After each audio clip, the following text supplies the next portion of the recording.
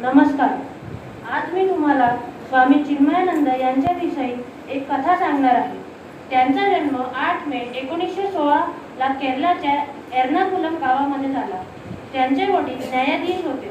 ते जेव्हा 2 वर्षाचे होते तेव्हा त्यांच्या घरी महात्मा चट्टंबी महाराज येत होते. ते त्यांच्यासोबत खूप वेळ खेळायचे आणि म्हणायचे की मी याला सर्व काही सांगितलेले आहे. त्यांचे वडील खूप धार्मिक होते, म्हणून त्यांच्या घरी शिस्तीचे वातावरण होते.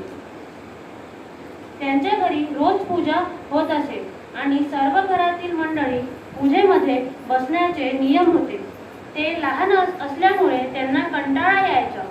ते त्यांच्या देवघरातील शंकराच्या फोटोकडे बघायचे, डोळे बंद करायचे आणि पुन्हा उघडायचे. असा खेळ खेळायचे. ते 5 वर्षाचे असताना त्यांच्या आईचे निधन झाले. त्यांचा सांभाळ आजी व मावशींनी केला. त्यांचे शिक्षण इंग्लिश मॉडर्न स्कूल कोचीमध्ये झाले. त्याच्यानंतर पुढील शिक्षणासाठी ते लखनौ विद्यापीठमध्ये इंग्लिश लिटरेचर घेतले. त्यानंतर त्यांनी BA व LLB केले आणि नंतर पत्रकार झाले. त्यांनी स्वतंत्र आंदोलनामध्ये भाग घेतले आणि क्रांतिकारी झाले.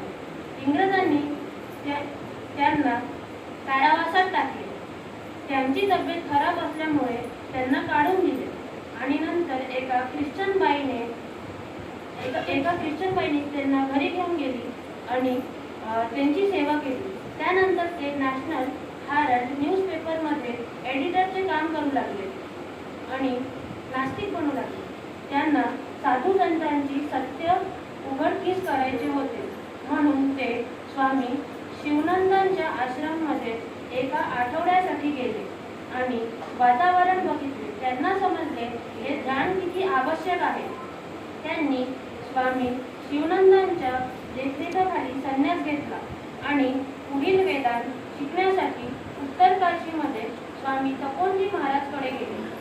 मग सेवा केली आणि म्हणाले, गंगा जशी हिमालयात उगम पावून समुद्रापर्यंत जाते आणि आपले किनारेवरील समृद्ध होते, तसेच मी ध्यान गंगा घेऊन सगळ्यांना ध्यान देईल अशी आज्ञा घेऊन पुण्यात आली. रास्तापेठातील गणपती मंदिरात मांडुक्य उपनिषदावरती प्रवचन दिले. 1953 मध्ये चिन्मय मिशनची स्थापना झाली. चिन्मय मिशनचे 26 देशांमध्ये जवळजवळ 350 केंद्र आहेत. त्यामधून एक चंद्रपुरात आहे. असा मला अभिमान आहे. मी 3 वर्षापासून या पार्कयार्ड समर कॅम्पमध्ये भाग घेत आहोत. या कॅम्पमध्ये वैदिक पठण अजून खूप काही शिकायला मिळते. हरिओम. आता बालविहारची मुलं